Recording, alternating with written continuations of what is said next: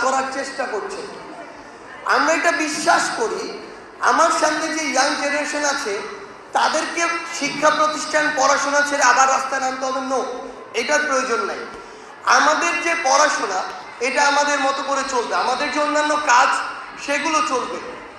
ওই অভ্যুত্থান বা বিপ্লবের ডিমান্ড ছিল আমরা রাজপথে যাব, কিন্তু এখনকার ডিমান্ড হচ্ছে আমরা ভালোটাকে ভালো বলবো, খারাপটাকে খারাপ, সত্যটাকে সত্য, অন্যায়টাকে অন্যায়, সেটা যে কোনো দলেরই হোক না কেন। আমরা মনে করি এই ইয়াং জেনারেশন এখন এত বড় একটা ফোর্স, যেই ফোর্স নিয়ে so called every type of politicians are in threat. তারা থ্রেট হচ্ছে মেন্টালি। তারা ভেবেই নিচ্ছে যে তারা আসলে এতদিন ধরে যে কালচারে এসেছে, এই কালচারে তারা ইয়াং জেনারেশনের চিন্তা ভাবনার সাথে খাপ খাওয়াতে পারছে না।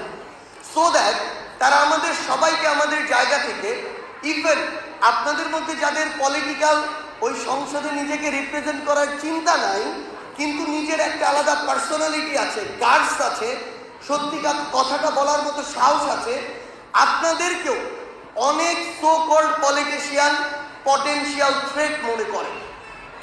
কারণ আপনি এনি টাইম তার এগেইনস্টে দাঁড়িয়ে যেতে পারেন যদি সে আগের সেই চাটুকারিতা কন্টিনিউ করে, আগের সেই অন্যায় কাজগুলো কন্টিনিউ করে। সো আমাদের এই ইয়াং জেনারেশন এখন সবচেয়ে বড় কাজ হচ্ছে, আমাদের ডিরেক্টলি পলিটিক্সে যেতে হবে এমনটা না, কিন্তু আমাদের মাথায় এটা রাখতে হবে যে ওই পলিটিশিয়ান যারা আমাদেরকে রিপ্রেজেন্ট করে সংসদে যায়, তারা আমাদেরকে নিয়ে, দেশের জনগণকে নিয়ে, পুরো দেশকে নিয়ে পলিসি নির্ধারণ করে। যেই পলিসি আমার প্রত্যেক দিন কিভাবে আমি চলবো, জনগণ কিভাবে চলবে, দেশ কিভাবে চলবে সেটা নিয়ন্ত্রণ করে। সো ওই পলিসি মেকিংয়ের যে মানুষগুলো, তাদের সম্পর্কে আমাদের সচেতন হতে হবে, আমাদেরকে পলিটিক্যালি সচেতন হতে হবে। এটা হচ্ছে আমরা যারা ইয়াং জেনারেশন আছি, আমাদের এই জায়গায় রাষ্ট্রের প্রতি, জনগণের প্রতি এই দায়িত্বটুকু পালন করতে হবে। অভ্যুত্থানে রাজপথে আমরা ঘন্টার পর ঘন্টা ছিলাম, দিনের পর দিন ছিলাম। এখন আমাদের যদি সোশ্যাল মিডিয়া আমরা অ্যাক্টিভ থাকি বা অন্য কোনো জায়গায় 10 মিনিট হোক, 15 মিনিট হোক, আমরা যেন দেশের এবং মানুষের গ্রেটার পার্সপেক্টিভ চিন্তা করে এই সময়টুকু দিই। এটা হচ্ছে আমার সামনে যারা ইয়াং জেনারেশনের প্রতিনিধি আছেন, মানে আমরা যারা জেন জেড আছি, আমার সামনে যারা বসে আছেন, আপনাদের কাছে হচ্ছে এই আবদার, চাওয়া, সহযোদ্ধা হিসেবে, ভাই হিসেবে, আমাদের সম্মানিত শিক্ষকবৃন্দ যারা এই প্রতিষ্ঠানে আছেন, শুধু তাদেরকে নয়, পুরো বাংলাদেশের শিক্ষক সমাজের কাছে আমার কিছু কথা আছে, খুব দ্ব্যর্থহীন এবং স্পষ্ট। আমি মনে করি আমাদের সম্মানিত শিক্ষকবৃন্দের অবস্থান শ্রদ্ধার জায়গায়, সম্মানের জায়গায়, যেখানে থাকার কথা ছিল এখন সেখানে নেই।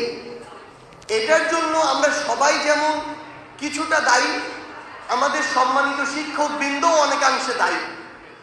কারণটি হচ্ছে, শিক্ষকতা যে মহান পেশা, সেই জায়গাটিকে এক পাশে রেখে অনেকেই শুধুমাত্র কিছু ব্যক্তিগত ফায়দার জন্য, সুবিধার জন্য, পদবীর জন্য অন্যান্য পলিটিক্যাল নেতা থেকে শুরু করে যাকে পেয়েছে, যাকে তদবির করলে সুবিধা হবে তার কাছে তদবির করেছে এবং পুরো শিক্ষক সমাজকে ছোট করেছে।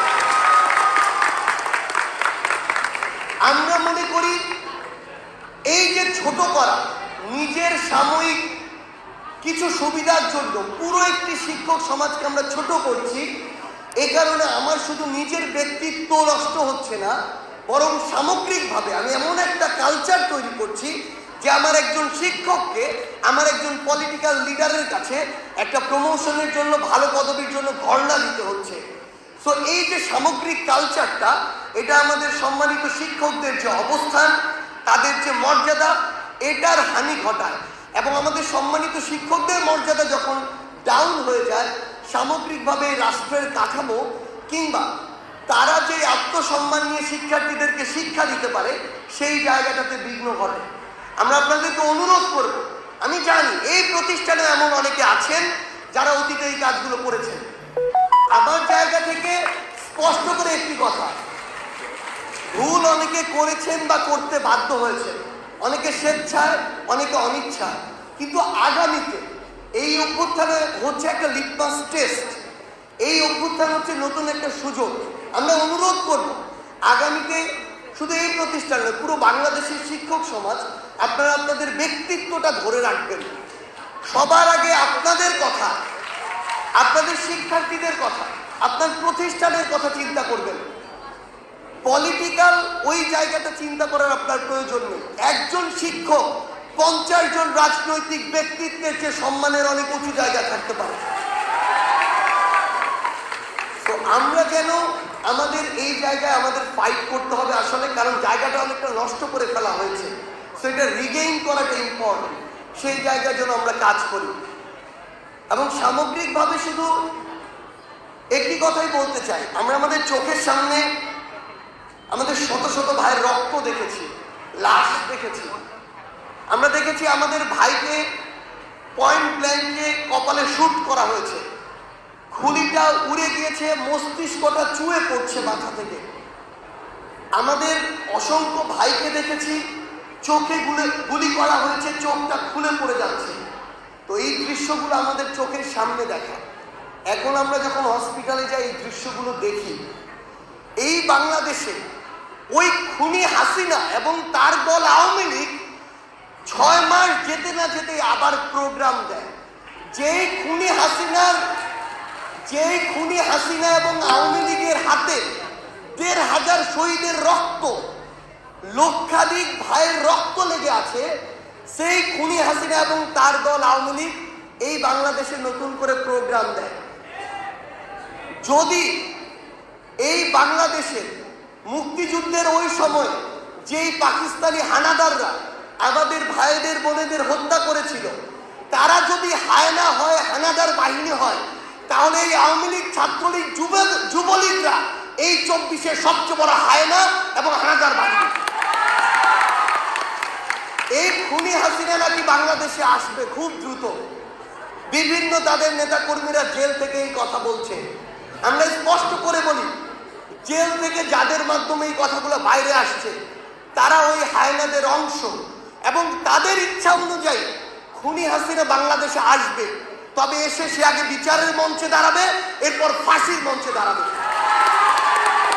আমরা শুধু ইয়াং জেনারেশনের কাছে একটা কমিটমেন্ট নিয়ে যাই, ওই খুনি হাসিনা এবং তার সন্ত্রাসী আওয়ামী লীগ, যুবলীগ, ছাত্রলীগ যদি আবার রাজপথে নামে, তবে সাময়িক সময়ের জন্য হলেও আমাদের ইয়াং জেনারেশনকে ঐক্যবদ্ধভাবে আবার রাজপথে নামতে হবে। আমরা কি এই জায়গায় কমিটেড? আমাদের একটু হাত তুলে দেখাতে হবে। আমরা এই বাংলাদেশে খুনি হাসিনার বিচার নিশ্চিত করব। আমরা এই একটা জায়গায় কমিটেড। যদি আমরা এটা না থাকি, 24 সালে 1,500 মানুষের জীবন গিয়েছে, 2,000 মানুষের জীবন গিয়েছে। আজকে থেকে আর এক যুগ পরে হয়তো 10,000 মানুষের জীবন যাবে। সেই কাজ, সেই সুযোগ আমরা কখনো হতে দিতে পারি না। পরিশেষে Wills Little Flower School and কলেজের যারা আপনারা রয়েছেন, এই পরিবারের আপনাদের সবাইকে শুধুমাত্র একটা অনুরোধই করি, চোখে বাংলাদেশ নিয়ে আমাদের অনেক স্বপ্ন। আমরা জানি আমাদের চলার পথটা অনেক কঠিন, মাত্র শুরু হয়েছে, দীর্ঘ একটা পথ, কিন্তু আমাদের লড়াইটা আবশ্যক। এবং আমরা বিশ্বাস করি আমাদের এই ইয়াং জেনারেশন, তাদের ভিতরে যে সাহস এবং স্পিরিট, এটা যদি থাকে তাহলে আগামীর এই বাংলাদেশ 1 বছরে হোক, 5 বছরে হোক, আর 10 বছরে হোক, আমরা একসাথে এই নতুন বাংলাদেশ তৈরি করব। এই নতুন বাংলাদেশ তৈরির লড়াইয়ে আবারও রাজপথে হোক, কিংবা ইন্টেলেকচুয়ালি হোক, কিংবা যে কোনো ফরম্যাটে হোক, আমরা Wills Little Flower School and কলেজের এই পরিবারকে আবার সামনের সারিতে পাবো, সেই প্রত্যাশা রেখে আজকে শেষ করছি। আপনাদের সবার জন্য শুভকামনা। ইনকিলাব জিন্দাবাদ।